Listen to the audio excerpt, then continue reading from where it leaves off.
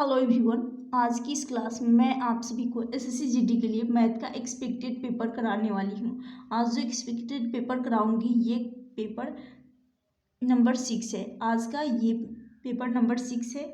इस क्लास में जो भी क्वेश्चंस कराऊंगी सभी क्वेश्चंस प्रीवियस ईयर पेपर पर आधारित सभी क्वेश्चंस रहने वाले हैं। चलिए स्टार्ट करते हैं। पहला क्वेश्चन है, दो पाइप किसी टैंक को क्रमशः 15 घंटे में और 20 घंटे में भर सकते हैं। यदि तीसरा पाइप इसे 30 घंटे में खाली कर सकता है तो तीनों पाइप एक साथ खोल दिया जाए तो टैंक को भरने में कितना समय लगेगा।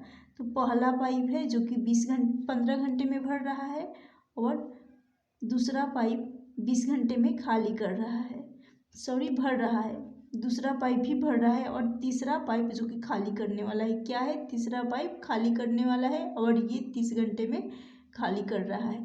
अब यहाँ पर 15, 20, 30 तीनों का एलसीएम 60 लेंगे। 15 से चला जाएगा 60 4 बार में, 20 से 3 बार में, 30 से 2 बार में। तो ये तो भरने वाले हैं पहला और दूसरा, और तीसरा जो कि खाली करने वाले हैं। तो क्या होगा कि इन दोनों को तो ऐड कर लेंगे, इन दोनों की क्षमता को ऐड कर लेंगे, लेकिन ये तीसरी जो कि घटाना होगा, जो कि खाली करने वाला है, तो इसको घटाएंगे। तो कहा गया है तीनों पाइप एक साथ खोल दिया जाए तभी खुलेगा। यहाँ पर तो जोड़कर 7 आएगा और उस 7 में से इस 2 को माइनस करना होगा, तो यहाँ से आ जाएगा 5। तो अब तीनों मिलकर 5 की दर से ये भर रहे हैं, 5 की इफिशियंसी से भर रहे हैं और टोटल यूनिट जो कि 60 है। तो इस 60 में 5 का भाग लगा देंगे तो आ जाएगा समय 12 घंटे का। 12 घंटे का ऑप्शन बी इस क्वेश्चन का राइट आंसर हो जाएगा। नेक्स्ट क्वेश्चन है, ए एक काम को 18 दिन में खत्म कर सकता है, बी उसी काम को ए द्वारा लिए गए समय का, यहाँ रहेगा लिए गए समय का आधे समय में पूरा करता है। एक साथ काम करके वे दोनों एक दिन में कितना भाग काम पूरा कर लेंगे। यानी कहने का मतलब है ए 18 दिन में कार्य कर रहा है तो बी उसी काम को, सेम काम को जो ए कर रहा है उसी काम को बी भी कर रहा है, लेकिन ए द्वारा लिए गए एक कितना ले रहा है, 18 दिन का समय ले रहा है, उसका आधा लेना है। जब आधा लेना है यानी 1/8, 1/2 आधा लेना है तो 1/2। तो यहाँ से 8 का मल्टीप्लाई कर लेंगे 18 का, तो 2 से चला जाएगा तो आ जाएगा 9, आधा यानी 9 आ जाएगा। अब चलिए इसको सॉल्व कर लेते हैं। तो ए ले रहा है 18 दिन का और बी 9 दिन का, इसका आधा हो जाएगा 9। अब यहाँ पर दोनों का एलसीएम 18 आ जाएगा, 18 एकम 18, 9 दूनी 18 कहा गया है एक साथ काम करके वे दोनों मिलकर, तो दोनों की इफिशियंसी, दोनों की क्षमता को ऐड कर लेंगे, जोड़ेंगे, यहाँ से आ जाएगा 3। एक दिन में कितना भाग कार्य कर रहे हैं, तो ये हो जाएगा 3/18, 3/18 इसे काटेंगे तो यहाँ से आ जाएगा 1/6 भाग काम कर रहे हैं एक दिन में। ऑप्शन ए इस क्वेश्चन का राइट आंसर हो जाएगा। नेक्स्ट क्वेश्चन है, पुनीत और अबू की वर्तमान आयु का अनुपात 2:3 है। 3 साल बाद उनकी आयु का अनुपात 3:4 हो जाता है तो पुनीत की वर्तमान एज पूछी गई है। यानी पुनीत ले लेते हैं और अबू ले लेते हैं। यहाँ पर प्रेजेंट एज है दोनों की, क्या है, प्रेजेंट एज की बात कही गई है। प्रेजेंट एज का अनुपात पुनीत का है 2:, तो अबू का है 3:। फिर 3 साल बाद यानी प्रेजेंट से 3 साल बाद, तो +3 यहाँ होगा पुनीत में, तो +3 अबू में भी होगा। उनके बाद की आयु का अनुपात है 3:4। तो अब यहाँ पर 2 है और 4 है, इनका क्रॉस मल्टीप्लाई कर लेंगे तो यहाँ से आ जाएगा 8। फिर 3 और 3 इनका क्रॉस मल्टीप्लाई कर लेंगे तो यहाँ से आ जाएगा 9। तो 9 में से 8 जाएगा, यहाँ से आ जाएगा 1 रेशियो, क्या आएगा, 1 रेशियो, जो ये 1 रेशियो आ रहा है। अब यहाँ से 1 रेशियो आ गया। फिर उसी प्रकार इसी 4 का इस 3 में मल्टीप्लाई होगा, क्योंकि ये 3 वर्ष बाद का ये अनुपात है, तो 3 वर्ष बाद वाला अनुपात को आपस में मल्टीप्लाई करना होगा। तो यहाँ से आ जाएगा 12, ये समय का है 12 वर्ष, और फिर यहाँ से मल्टीप्लाई कर लेंगे 3 वर्ष बाद वाला अनुपात से 3 का, तो यहाँ से आ जाएगा 9। तो अब 12 में से 9 को घटाएंगे, तो घटाने के बाद यहाँ से 3 आएगा, तो यहाँ से आ जाएगा, ये जो 1 रेशियो का माना जाएगा यहाँ से 3 वर्ष आएगा, क्योंकि समय है 3 वर्ष बाद का ये अनुपात था, तो यहाँ से 3 वर्ष का समय आ जाएगा। अब कहा गया है पुनीत की परसेंटेज, तो पुनीत का वर्तमान आयु का अनुपात 2 है, 2 है। प्रेजेंट एज का अनुपात 2 है। इस 2 में एक रेशियो का मान 2 रेशियो है, तो 1 रेशियो का मान 3 है, तो 2 रेशियो का मान इसमें ऐड कर देंगे, मल्टीप्लाई कर देंगे सॉरी, तो यहाँ से आ जाएगा 6 वर्ष। 6 वर्ष ऑप्शन बी इस क्वेश्चन का राइट आंसर हो जाएगा। यदि पूछा जाता अबू का, तो अबू का हो जाता 9 वर्ष परसेंटेज का अनुपात, परसेंटेज जो कि 9 वर्ष आ जाता अबू का। नेक्स्ट क्वेश्चन है यदि ए अनुपात बी बराबर है 3:4, बी अनुपात सी बराबर है 5:7, सी अनुपात डी बराबर है 8:9, तो ए डी किसके बराबर है। इस क्वेश्चन को मैं प्लॉट मेथड के द्वारा बताने वाली हूँ। जैसे कि ए बी सी डी यानी 4 वेरिएबल है, तो सबसे पहले चारों को लिख देती हूँ, ए अनुपात बी सी और डी। चलिए इनको लिख दी। उसके बाद ए का वैल्यू है 3, तो ए के सामने 3 रखूँगी, बी का वैल्यू है 4, तो 4 रखूँगी। अब ये हो गया। फिर नेक्स्ट स्टेप में लिखना होगा, बी का मान है 5, तो यहाँ रखेंगे बी का मान 5। फिर सी का मान है 7, तो यहाँ 7 रखेंगे। फिर सी का मान है 8, तो अब नेक्स्ट स्टेप में यहाँ 8 आ जाएगा, और डी का मान है यहाँ 9, तो यहाँ पर आ जाएगा 9। अब यहाँ पर खाली स्थान है, यहाँ पर खाली स्थान है, फिर यहाँ खाली स्थान बच रहा है, यहाँ पर बच रहा है, यहाँ पर 2 जगह बच रहा है। तो खाली स्थान के पहले ये 4 है, तो यहाँ 4 रखा जाएगा, और यहाँ पर भी 4 रखा जाएगा। फिर खाली स्थान के बाद 5 है, तो ये 5 यहाँ आ जाएगा, और 7 है यहाँ पर पहले, तो 7 आ जाएगा। फिर यहाँ 8 है, तो 8 आ जाएगा, और यहाँ पर भी 8 आ जाएगा। उसके बाद इनको आपस में मल्टीप्लाई कर लेंगे, तो यहाँ से आ जाएगा 5 दिया 15, 15 × 8 कर लेंगे 120 हो जाएगा। यहाँ से फिर आपस में मल्टीप्लाई कर लेंगे, तो यहाँ से 4 × 5 20, 20 × 8 कर लेंगे, तो यहाँ से आ जाएगा 160।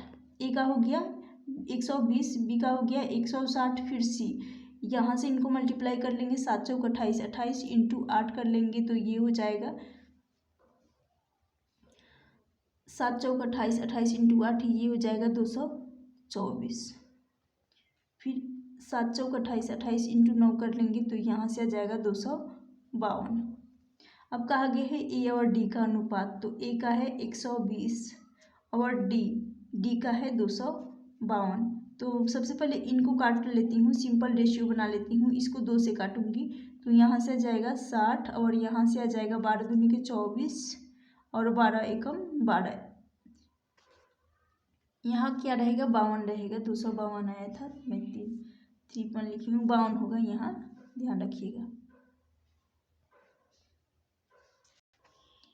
यहाँ पर आ जाएगा 6, 126 आ गया। फिर ये कट रहा है, इनको फिर से सिंपल रेशियो बना लेती हूँ, 6 से चला जाएगा, 10 बार में ये चला जाएगा, और 6 दूनी 12, फिर 6 एकम 6, यानी 10:21। इस क्वेश्चन का राइट आंसर हो जाएगा ए और डी का मान 10:21, ऑप्शन डी इस क्वेश्चन का राइट आंसर होगा।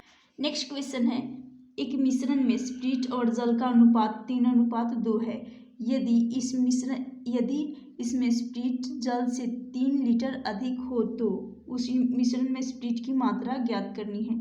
तो क्या है, ये 3 रेशियो जो कि स्प्रिट का है, और ये 2 रेशियो जल का है। तो यहीं से डिफरेंस ले लेती हूँ, क्योंकि कहा गया है स्प्रिट जल से 3 लीटर अधिक है, तो जब भी अधिक और कम का मतलब होता है डिफरेंस, तो यहाँ से डिफरेंस लेंगे। डिफरेंस यहाँ से आ जाएगा, 1 रेशियो का अंतर आ रहा है। क्या आ रहा है, 1 रेशियो का अंतर। ये जो 1 रेशियो का अंतर आ रहा है, ये 3 लीटर के बराबर है, 3 लीटर के बराबर है। तो इसमें कहा गया उस मिश्रण में स्प्रिट की मात्रा पूछी गई है, और स्प्रिट की मात्रा जो कि स्प्रिट का रेशियो यदि 3 है, तो 1 रेशियो का मान आया है 3 लीटर, तो 3 रेशियो का मान आ जाएगा 3 रेशियो × 3 लीटर, तो यहाँ से आ जाएगा 9 लीटर, ऑप्शन सी इस क्वेश्चन का राइट आंसर हो जाएगा। नेक्स्ट क्वेश्चन है, कितने समय में 2000 रुपये। ये क्वेश्चन बेहद ही इम्पॉर्टेंट है, और बार बार सभी एग्जाम्स में पूछे जाते हैं। तो ये तो जीडी है, बेहद ही इम्पोर्टेंट ये क्वेश्चन है। कितने समय में 2000 रुपये 10% वार्षिक चक्रवृद्धि ब्याज की दर से 2400 रुपये हो जाएगा। यानी कहने का मतलब है ये, तो ये हो गया जो प्रिंसिपल यानी मूलधन, क्या है ये मूलधन है, और यहाँ पर अमाउंट यानी ये है मिश्रित धन। तो क्या करेंगे, ये 2000 दे रखा है और 10 वर्ष की चक्रवृद्धि ब्याज दर से ये हो रहा है 2420। यहाँ से एक शून्य काट लेंगे, फिर ये भी कट रहा है जो कि 2 से कट रहा है, तो यहाँ से आ जाएगा 100, और फिर इसको काटेंगे तो यहाँ से 12 दूनी के 24, 12 दूनी के 24 और 2 एकम 2। यहाँ साफ साफ दिख रहा है टाइम यहाँ से 2 वर्ष का आएगा। क्यों आएगा 2 वर्ष का टाइम, क्योंकि ये स्क्वायर है, तो इसके ऊपर रूट लगा देती हूँ। वैसे भी बता दूंगी, जैसे कि यहाँ 2 हो जाएगा, ये रूट का मतलब करने का मतलब होता है 2, राइट।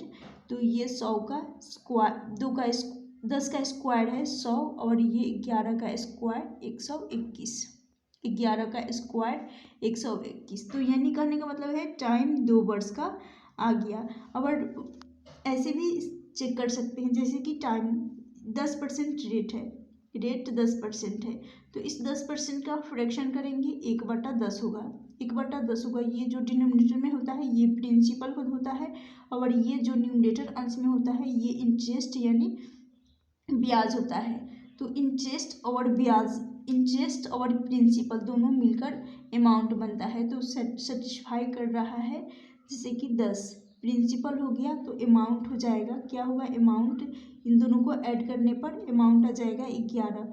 तो पहले वर्ष का 10 से 11 हो रहा है, दूसरे वर्ष का 10 से 11 हो जाएगा, तो वही सेम आ रहा है, यानी 100 और 121 जो कि सेटिस्फाई कर है। तो ये हो जाएगा टाइम 2 वर्ष का समय लग रहा है। यही पूछा गया है इस क्वेश्चन में, कितने समय में ये 2000 रुपये 10% वार्षिक ब्याज की दर से 2420 रुपये हो रहा है, तो यानी 2 वर्ष में। सिर्फ इनको काट कर उसके बाद टाइम निकालना था, 2 वर्ष का समय लग रहा है। नेक्स्ट क्वेश्चन है 1600 रुपये की धनराशि पर 2 वर्ष 3 महीने का साधारण ब्याज दे रखा है 252 रुपये। तो ब्याज की दर ज्ञात करनी है। तो सबसे पहले यहाँ 2 वर्ष 3 महीना है, यानी वर्ष में है और मंथ में है, तो इसको क्या लिखेंगे 2 + 3 महीना, इसको महीने को साल में कन्वर्ट करने के लिए बटा 12 कर दूंगी, तो इस 3 से चला जाएगा 4 बार में जा रहा है, यानी 2 + 1/4 आ रहा है। तो 4 दूनी 8, 8 + 1 यहाँ से हो जाएगा 9/4, क्या आएगा 9/4 आ जाएगा। अब इसको सॉल्व कर लेते हैं, टाइम 9/4 आ गया है। तो सिंपल इंटरेस्ट साधारण ब्याज बराबर होता है principal into rate into time बटा 100 होता है। तो अब यहाँ पर यही कंसेप्ट लगा देती हूँ, ब्याज है जो कि 252, तो ब्याज रखूँगी 252 बराबर प्रिंसिपल 1600 है, तो 1600 रख लूँगी। रेट जो कि हमें नहीं पता है, रेट हमें निकालनी है, ब्याज दर क्या है यही निकालनी है, तो इसको रेट रहने देती हूँ। और टाइम आया था 9/4 जो कि टाइम आया था 2 वर्ष 3 मंथ का। तो यहाँ से 9 बटा कर लेंगे 4, लेकिन ये 100 का भी भाग देना होगा, तो 100 हो जाएगा। अब इसको काट लेंगे 100 से, ये 100 से 2 शून्य चला जाएगा। उसके बाद यहाँ से आ जाएगा 4 से चला जाएगा 252 बटा हो जाएगा 9 × 4 36 आ जाएगा। 36 से 252 को काट लेते हैं, जब काटेंगे तो ये चला जाएगा 7 से चला जाएगा, यानी 7%। इस क्वेश्चन का राइट आंसर हो जाएगा ऑप्शन डी। नेक्स्ट क्वेश्चन है एक थोक विक्रेता द्वारा किसी व्यापारी को एक सोफा सेट, यहाँ रहेगा जिसका यहाँ दे रखा है जिसका अंकित मूल्य 800 रुपये है। 800 रुपये है को क्रमिक छूट क्रमशः 25% और 15% के साथ बेचा जाता है तो सोफे सेट का खुदरा व्यापारी के लिए क्रय मूल्य क्या है। कुछ नहीं करना है, जैसे कि ये 25% का और 15% का छूट, तो 25% ये होता है 1/25/100 करेंगे 1/4, तो इस 4 पे 1 रेशियो का छूट दिया जाएगा। और फिर 15/20 15/100 कर लेंगे, यहाँ 15% 15/100 कर लेंगे यानी 3/20 आएगा। क्या आएगा? 3/20। तो पहला छूट है 4 से 4 पे 1 रेशियो का छूट, तो 4 से 3 हो जाएगा। फिर दूसरा छूट 20 है और इस 20 पे 3 का छूट दिया जाएगा, तो यहाँ हो जाएगा 17। अब यहाँ पर इनको आपस में मल्टीप्लाई कर लेंगे, तो यहाँ से आ जाएगा 80 और 17 × 3 का मल्टीपल 51 आ जाएगा, 51 आएगा। लेकिन कहा गया है अंकित मूल्य, जिसका अंकित मूल्य 800 रुपये है, तो यही 80 रेशियो 80 क्या होगा, ये जो 80 रेशियो है, इस 80 रेशियो को 800 रुपये के बराबर कर देंगे। 800 रुपये के 8 से 80 से 8 को काटूंगी तो यहाँ से 1 रेशियो का मान आ जाएगा 10। 1 रेशियो का मान यदि 10 आ गया है तो कहा गया है क्रय मूल्य क्या है। ये छूट के बाद जिस पर बेचा जा रहा है तो इसमें 51 में मल्टीप्लाई कर लेंगे 10 का, तो यहाँ से इस क्वेश्चन का राइट आंसर हो जाएगा ऑप्शन बी 510। नेक्स्ट क्वेश्चन है, एक वस्तु, क्वेश्चन दे रखा है एक वस्तु को 72 रुपये में बेचने पर 10% हानि होती है तो 5% लाभ कमाने के लिए उसे किस कीमत पर बेचना चाहिए। फिर वही फ्रैक्शन निकालना है, इस परसेंटेज को फ्रैक्शन में कन्वर्ट करेंगे यानी 1/10 हो जाएगा।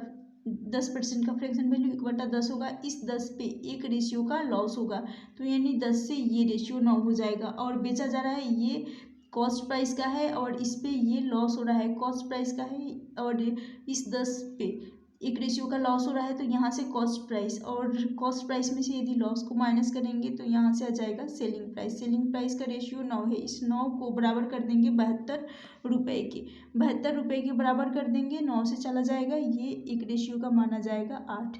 यदि 1 रेशियो का मान 8 आ गया है तो हमें चाहिए इस कॉस्ट प्राइस में इसी 8 का मल्टीप्लाई कर लेंगे जो 1 रेशियो का मान आया है 8 का, तो यहाँ से कॉस्ट प्राइस 80 आ जाएगा। अब ये जो 80 कॉस्ट प्राइस आया है, इस 80 पर कहा गया है 5% का लाभ कमाने के लिए, तो 5% का लाभ 100 + 5 कर लेंगे यानी 105 बटा हो जाएगा 100, शून्य से शून्य चला जाएगा और ये हो जाएगा 100 से शून्य से शून्य चला, इनको मल्टीप्लाई कर लेंगे 8 × 5 = 40 और फिर 80 और 4 84, 84 आ गया, लेकिन बटा में ये एक 0 है यानी 10 है, तो शून्य से शून्य चला जाएगा यानी 84। इस क्वेश्चन का राइट आंसर हो जाएगा 84 रुपये, ऑप्शन सी होगा इसका आंसर। नेक्स्ट क्वेश्चन है, एक जिले में 64,000 निवासी हैं, यदि जनसंख्या वृद्धि दर 2.1/2% वार्षिक रूप से 3 वर्ष के अंत में जिले में कितने निवासी हो जाएंगे। तो सबसे पहले इनको सॉल्व कर लेंगे, यानी यह है 2.1/2%, इनको मल्टीप्लाई करेंगे तो ये हो जाएगा 2 दूनी 4, 4 + 1 यानी 5 और बटा में है 2 है, लेकिन ये परसेंटेज भी है तो इस परसेंटेज को यानी 100 बटा में आ जाएगा, 100 परसेंटेज को 100 लिख देती हूँ, तो यानी इसको मल्टीप्लाई करने पर 200 हो गया, तो 5/200 आ गया। अब 5/200 आया है, इनको सॉल्व करेंगे तो ये 5 से चला जाएगा, 5 × 4 = 20, 4 बार में जा रहा है लेकिन 2 0 है तो 40 आ जाएगा, यानी ये हो जाएगा 1/40, 1/40 आएगा। लेकिन ये 40 जो कि इनिशियल प्रारंभिक रेशियो है, ये 40 इनिशियल है और इस 40 पे 1 रेशियो का क्या हो रहा है, वृद्धि हो रहा है, तो क्या करेंगे ये प्रारंभिक और यहाँ आ जाएगा अंतिम रेशियो प्रारंभिक जो कि 40 था और इस 40 पे 1 रेशियो की वृद्धि होने के कारण ये 41 हो गया, जो कि अब 41 हो गया और टाइम 3 वर्ष का है, तो पहले वर्ष 40 से 41, फिर दूसरे वर्ष भी 40 से 41 और तीसरे वर्ष भी 40 से 41 रहेगा। अब यहाँ इन सभी का मल्टीप्लाई कर लेंगे तो 40, इनका मल्टीप्लाई करेंगे 4 का क्यूब होता है 64 और 3 0 है, 3 0 लगा देती हूँ, फिर इनका मल्टीप्लाई करेंगे तो इनका मल्टीप्लाई करने पर ये आ रहा है 68,900 21, 68,921। और कहा गया है जिले में 6400 निवासी हैं, तो 6400 को इस 6400 के बराबर कर लेंगे, यानी इस निवासी के बराबर कर लेंगे। काटने के बाद यहाँ से आ जाएगा, यहाँ से आएगा 1। जब 1 आ जाएगा तो उसी 1 का कहा गया है जिले में कितने निवासी हैं 3 साल के अंत में, यानी फाइनल अंतिम वाला। तो इसमें 1 का मल्टीप्लाई करने पर वही 68,921 आएगा। ऑप्शन डी इस क्वेश्चन का राइट आंसर होगा।